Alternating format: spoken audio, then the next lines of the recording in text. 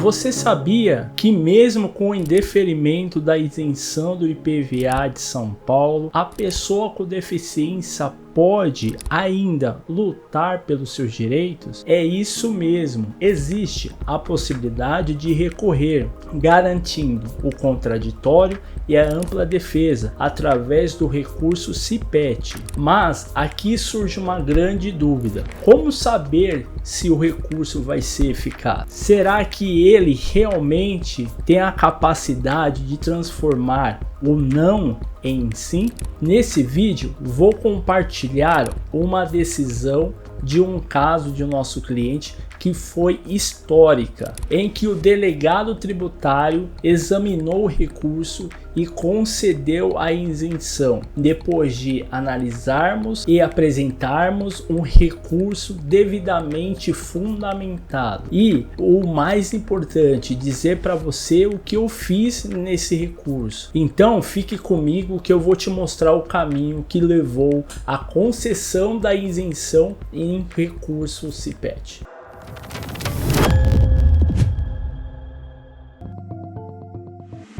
Quando sai o indeferimento do pedido da isenção do IPVA à pessoa com deficiência, a primeira coisa que o recorrente / beneficiário, contribuinte, pessoa com deficiência precisa fazer é verificar qual que é o motivo que ensejou o indeferimento, tendo em vista que o indeferimento do pedido de isenção só vai ocorrer quando houver o descumprimento de uns requisitos que a lei exige. Apenas para recordar, são 5 requisitos. O primeiro é o reconhecimento da deficiência e de seu grau minimamente moderado pelo Instituto de Medicina e Social e Criminologia do Estado de São Paulo, IMESC. Segundo requisito é que não solicitou o benefício dentro do prazo legal. O terceiro benefício é que o veículo não está regular, ou seja, tem IPVA em aberto a ser pago ou ainda tem o licenciamento em atraso. Quarto requisito, o valor venal do veículo não foi cumprido, ou seja, ultrapassou a R$120 mil. E o quinto e último benefício é que o beneficiário, a pessoa com deficiência ou seu responsável legal, os pais, não são proprietários de um único veículo com isenção. Pessoal, por questão de tempo, senão a gente ficaria aqui mais 15 minutos para explanar cada ponto exposto, se faz necessário você assistir esse vídeo que está aparecendo no card para não ser repetitivo.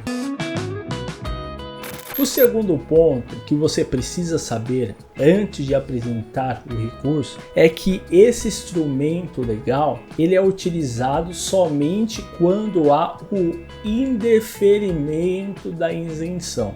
Ou seja, se você passou no IMESC, o médico te deu o reconhecimento da deficiência, porém do grau leve. Consequentemente, você não estaria enquadrado nos requisitos legais para concessão do benefício. Ou seja, haverá o indeferimento. Portanto, você precisa se atentar que nesse momento em que você consultou o laudo, mas deu grau leve, você tem duas coisas a se fazer. Ou fazer um novo laudo pericial do IMESC ou fazer a solicitação da isenção. Mas lembra-se que essa segunda opção de grau leve da deficiência vai ensejar o indeferimento. Assim sendo, você pode apresentar o recurso qual nós estamos mencionando aqui. Mas se você consultou o seu laudo e viu o grau leve, você pode refazer esse laudo. Terceiro ponto que eu quero falar para você nesse vídeo é que o recurso precisa ser apresentado dentro do prazo legal. Como nós sabemos, se temos o prazo para apresentar o recurso. Antes de mais nada, você precisa entender que o recurso ele tem um prazo de 30 dias para ser apresentado, contado da data de indeferimento. Não é pela data de indeferimento. Se no sistema se vê sistema de veículos consta dia 10 de fevereiro, por exemplo, de 2025, nunca será dia 11 o início do prazo. Primeira coisa que você precisa se atentar é que existe uma forma legal de contar o prazo. A lei diz que o início do prazo do recurso CIPET começará 5 dias úteis depois da publicação da decisão no Diário Oficial do Estado de São Paulo. Se foi indeferido no dia 10, mas foi publicado no Diário Oficial no dia 12, foi início de semana, dia 12 na segunda-feira, no dia 16, na sexta-feira, vai iniciar o prazo para você apresentar o recurso. 12, 13, 14, 15, 16. 5 dias úteis depois da data da publicação no Diário Oficial. Vamos fazer uma contagem grosseira. Eu sei que fevereiro não tem 30 dias. O seu prazo ia se findar no dia 16 de março. Faça esse exercício, porque de repente você está pensando que o seu prazo já passou, porém você não desconhece que você ainda tem prazo para apresentar o recurso. Se você chegou no vídeo até agora, eu peço por gentileza que você deixe o seu like, se inscreva no canal. E em breve falarei sobre a mudança da isenção no Brasil. Então é importante você se inscrever para ter ciência sobre a reforma tributária, quando ela vai iniciar, quais são os requisitos das novas isenções.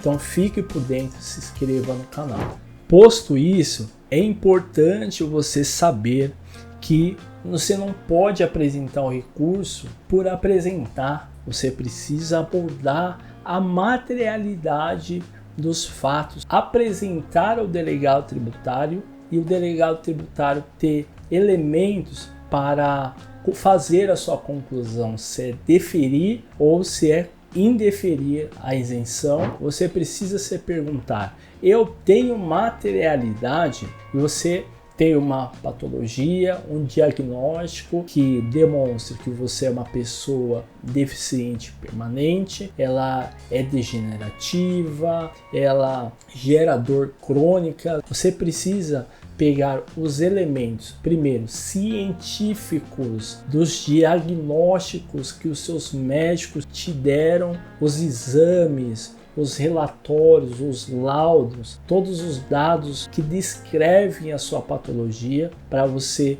expor no recurso para demonstrar ao delegado e ao senhor perito do IMESC que o parecer de grau leve está equivocado.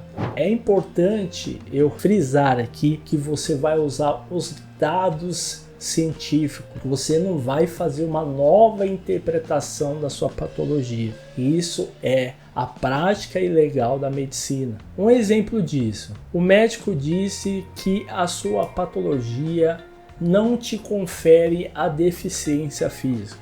Qual que é a materialidade de que ele está equivocado? É o fato, por exemplo, que você tem a CNH especial. Para ter a CNH especial, você passou no perito e esse perito ele acentuou a sua limitação, sua redução de mobilidade com base no conceito legal de uma lei nacional, vale para todo o território brasileiro e todos os órgãos, que conceitua o que é uma pessoa com deficiência. O que é uma pessoa com deficiência? Para o Detran, tem que ser o mesmo conceito para o IMESC. Você pode nos contatar por meio do WhatsApp ou e-mail que está no nosso site. Basta você clicar no botão que está aparecendo, você vai ter acesso ao nosso WhatsApp. Ou você pode encaminhar e-mail que vai chegar diretamente na nossa caixa de entrada e vamos poder te atender e te ajudar.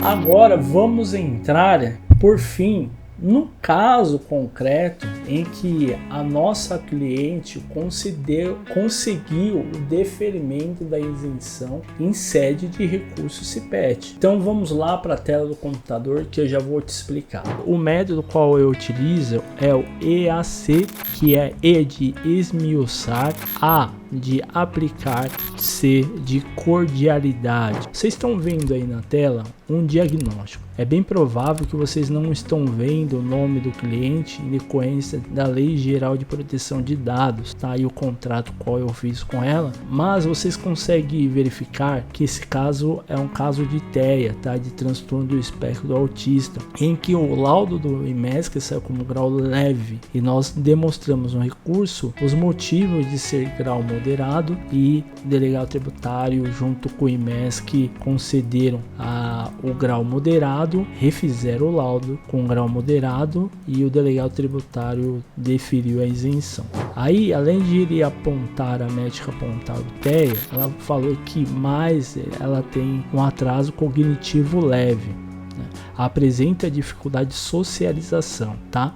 Vocês viram que os elementos aqui científicos estão negritos. Isso é importante para você fazer depois a aplicação do caso. Agora, esse diagnóstico do Dr. Ronaldo, ele informa, além daqueles elementos que nós lemos agora, a cliente tem dificuldade de socialização. A mesma não apresenta condições suficientes de discernimento completo da realidade. Na página 10 desse recurso, esse recurso até que foi pequeno, ele tem 17 páginas. Nós colocamos aqui os graus que o TEA pode ter. Segundo a pesquisadora chamada Lívia Bonfim, ela é especialista em análise de comportamento aplicado ao autista. Isso foi uma entrevista concedida ao Metrópolis. E essa informação científica sobre os graus do TEA é importante porque a gente conseguiu identificar com base naqueles elementos do diagnóstico qual é o grau do autismo dela. E obviamente, mais para baixo aqui, vocês vão verificar que o grau dela é o moderado. Veja bem, ó, nesses casos, isso quem disse foi a doutora Lívia, tá? Ela disse o seguinte, ó, nesses casos a condição já é mais evidente e o indivíduo necessita de apoio no dia a dia e terapias direcionadas, geralmente diagnosticados ainda na infância por sua dificuldade de socializar, podendo ter atraso de fala ou se comunicar de forma desconexa. Com um acompanhamento correto, porém, pode ter um funcionamento regular da vida e até ter certa independência. Essa fase de aplicação, veja bem, eu fiz um resumo dos elementos. Pode-se verificar do outro julgador.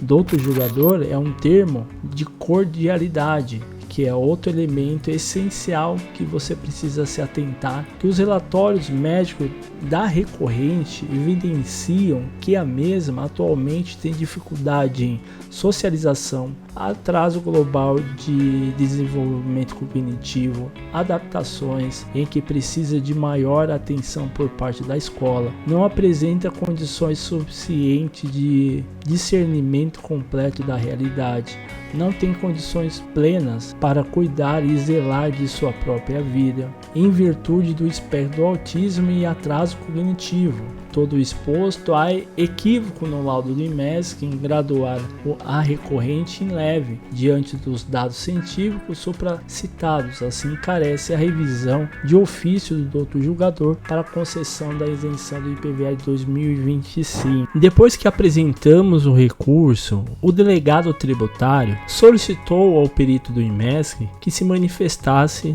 no processo. E o perito do IMESC, ele mudou a sua manifestação. Isso a gente pode verificar no item 2 da decisão, em que o delegado descreveu: é caso de revisão de ofício da anterior decisão do CIV informado em epígrafe, tendo em vista que o IMESC informou que houve revisão do laudo pericial, fazendo constar deficiência de grau moderado. Assim sendo, o delegado, fazendo essa revisão de ofício, ele determinou no no item 3 que fosse cadastrada a isenção do IPVA de 2025 em diante, podendo ter sido aplicado o limite de isenção até o valor venal, base de cálculo máximo alcançado pela isenção, conforme estabelecido pelo artigo 5º-A, parágrafo 4º da portaria CART 27 de 2015, que se refere à isenção parcial